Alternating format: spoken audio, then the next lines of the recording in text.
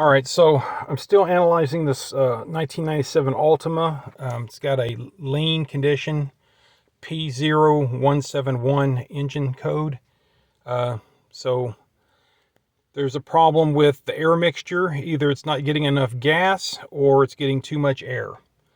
I've hooked up my OBD2 code reader to it to get the code and also to watch live data.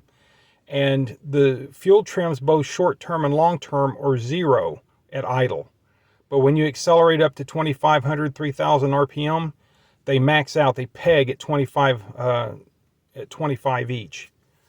Normal is less than 10 total between the two added.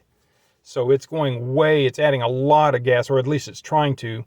The car hesitates and sputters and could die. It hasn't died on me, but it would die if under certain conditions.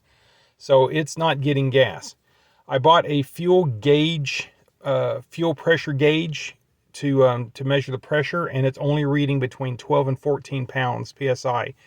According to online documents, it should be close to 35 psi. So it's looking like the fuel pump is bad.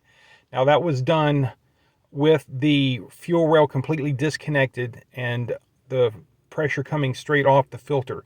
So even if the filter is clogged, the static pressure should get up to 35. Actually, without the regulator, that's 35 psi regulated.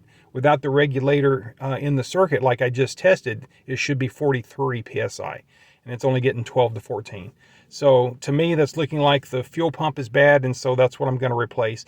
Kind of sucks that I bought a new fuel pump less than 10,000 miles ago, less than 5,000 miles ago, really, and it's already gone bad. Aftermarket piece of crap, I guess.